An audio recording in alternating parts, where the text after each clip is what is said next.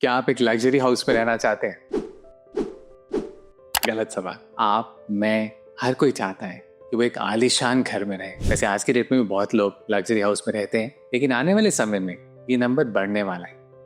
जिस तरह से हमारी इकोनॉमी ग्रो कर रही है, इनकम लेवल्स बढ़ रहे हैं, आने वाले समय में ज्यादा लोग इस तरह के घरों में रह पाएंगे। तो अगर आप भी एस्पायर करते हैं आने वाले समय में एक लग्जरी हाउस में रहने का, तो आपको देखो, जो भी उसकी अपफ्रंट कॉस्ट होगी वो तो आपको पता होगी जब आप वो खरीदेंगे।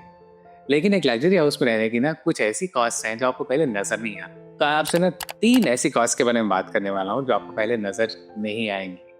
पहली चीज, लाइफस्टाइल कॉस्ट। और इसको ना मैं आपको एक फिनोमेना से एक्सप्लेन करता हूँ जिसको बोलते हैं डीडरो इफेक्ट। तो उसका मतलब क्या है? मतलब सिंपल है कि आप कुछ भी अगर एक चीज खरीदते हैं तो उसके फॉलो अप में कई बार बहुत चीजें आपको खरीदनी पड़ती हैं। So you buy one possession which leads to you buying multiple things thereafter. जैसे सिंपल अगर हम एक ड्रेस के बारे में बात करें, आप अगर अपने लिए कोई बहुत अच्छी एक नई ड्रेस खरीदते हैं तो उसको अब उस क्वालिटी की ड्रेस को मैच करने के लिए कई बार आपको फुटवेयर भी नया खरीदना पड़ता है। फिर आप अपनी कोई एक्सेसरीज कोई और खरीदते हैं। मतलब वो ड्रेस लेने की सिर्फ वो ड्रेस का प्राइस नहीं था, उसकी वो एक्सेसरीज फुटवेयर को लेकर वो टोटल ड्रेस की कॉस्ट तो ज्यादा हो जाती है। सेम अब जैसे आपने एक बहुत आलीशान आप घर में मूव किए, तो आपके पास जो भी गाड़ी थी पहले, आप अच्छी गाड़ी ड्राइव कर रहे थे जिस भी रेंज में, 10, 15, 20, 25, 30 जिस भी रेंज में आप ड्राइव कर रहे थे, लेकिन अब इतने अच्छे घर में मूव किए तो आपको कमेंसुरेट गाड़ी भी थोड़ी सी और बेटर करनी पड़ेगी।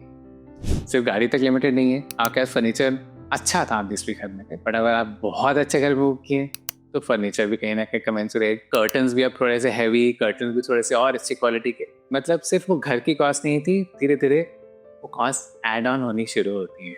तो this is known as Diderot effect. So you're going to end up spending a lot more money than just the initial payment of the house. तो ये थी पहली लाइफस्टाइल कॉस्ट। सेकेंड चीज की बात करते हैं, और सेकेंड है बियॉन्ड द बेसिक्स। अब आप एक बहुत अच्छे घर में मूव किए, आपके पास कुछ एडिड फैसिलिटीज होंगी, जैसे उस घर में हो सकता है छोटा सा प्राइवेट स्विमिंग पूल हो। वैसे तो आजकल ना बड़े लग्जरी फ्लैट्स में, पेंट हाउसेस में भी प्राइवेट छोटे स्विमिंग पूल्स होते हैं।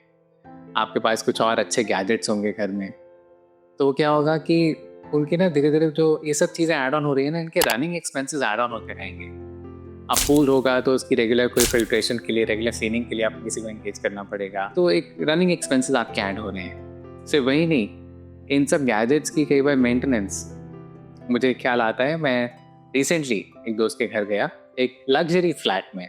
हाँ, मैं इंडिपेंडेंट हाउस की बात नहीं कर रहा हूँ, एक लग्जरी फ्लैट में गया, और घर में एंट्रेंस पर ना लेफ्ट साइड पे एक बहुत ही खूबसूरत बोर्ड था, उसका कवर बहुत खूबसूरत था। तो उसने खोल के दिखाया, उसके नीचे उसने कहा this is the nerve centre of the house. और उसके नीचे ना पता नहीं कितनी दसियों तो एलईडीज ग्लो कर रही थी। तो उसने कहा इस घर में ना सब कुछ ऑटोमेटेड है और यहाँ से सब कुछ कंट्रोल हो रहा है। मीन में जैसे रूम में गया, रूम में ना नॉर्मल जो हमारे घरों में वो स्विचेस होते हैं, एंकर, पैनासोनिक, हैवेल्स, जो भी क्रैफ्ट, जो भी स्विचेस हम नॉर्मली लगाते हैं ना ऑन ऑफ करने वाली, वैसा कोई स्विच नहीं था। सब कुछ digital touch of a button वाला स्विच था। उसने कहा कुछ भी अगर किसी भी रूम में प्रॉब्लम आ जाए तो वो ट्रेस करनी पड़ती है उस नर्व सेंटर में जाकर, और अगर ऐसी कोई प्रॉब्लम आ गई तो लोकल इलेक्ट्रिशियन कुछ भी नहीं कर पाएगा। उस कंपनी के रिप्रेजेंटेटिव को बुलाना पड़ेगा, वही आके चेक करेगा। और वो जो सारा वो जो घर का सीपीयू था उसकी भी एक मेंटेनेंस थी, एएमसी चार्ज था। तो मतलब हमारे घर में स्विचेस भी जो लगे हुए हैं उसके लिए भी एक एएमसी करानी पड़ रही है। Everything is adding up. ये तो ऐसी बात थी, एक और दोस्त के घर गया, उनके यहाँ ना डोरबेल, कोई बहुत ही फैंसी डोरबेल लगी हुई थी, वो डोरबेल खराब। अब पता चला वो डोरबेल कहीं नजर ही नहीं आ रही है। तो मतलब एक बहुत अच्छे इंटीरियर डिजाइनर ने सारा डिजाइन किया था, तो डोरबेल भी कहीं ना कहीं वो फॉल सीलिंग में कहीं तो अंदर है। कहाँ है? मतलब उनको 2-3 दिन लग गए आइडेंटिफाई करने के लिए। इलेक्ट्रिशियन के बस की बात नहीं थी, फॉल सीलिंग वाले को भी बुलाना पड़ा, सब कुछ कर आके। I mean everything adds up to these cost. तो जो मैं सेकंड चीज आपको बताने जा रहा था, बियॉन्ड द बेसिक्स, मतलब क्योंकि आपने कुछ खास चीजें लगवाई नहीं है, उनकी रनिंग कॉस्ट, उनकी मेंटेनेंस कॉस्ट, रिपेयर कॉस्ट, ये सब कुछ ज्यादा होने वाला है। हो सकता है आपने पहले से बजट नहीं किया था। और थर्ड कॉस्ट जो मैं आपको कहूंगा वो है हिडन कॉस्ट। अब जैसे आपने बहुत अच्छा घर लिया, अब ऑब्वियसली वो स्पेस में भी ज्यादा होगा। तो मेरे एक दोस्त हैं, घर में रहने वाले 3 लोग हैं और घर में 5 सर्वेंट्स हैं, क्योंकि इतने 1000 स्क्वायर फीट का कवर्ड एरिया है, उसकी मेंटेनेंस, रख रखाव, कोई आ गया उसको अटेंड करना है। गेट से अंदर तक ही लेके आने के लिए भी आपको इंसान चाहिए, मतलब वो सब चीज़ें ना आपको एक्स्ट्रा मैन पावर कहीं ना कहीं डिप्लॉय करनी पड़ेगी। देखो अभी तक हिंदुस्तान में मानते हैं कि मैन पावर आपको बहुत रीजनेबल प्राइसेस पे अवेलेबल है, लेकिन आने वाले समय में ऐसा नहीं होगा। धीरे धीरे ये कॉस्ट इंक्रीज करने वाली है। तो अगर आपके पास ऐसा स्पेस है जिसके ऊपर आप मतलब जिसमें आपकी डिपेंडेंस रहेगी मैन पावर के ऊपर, तो आपकी ये कॉस्ट भी कहीं ना कहीं थोड़ी सी आउट ऑफ प्रोपोर्शन होने वाली है आने वाले साल।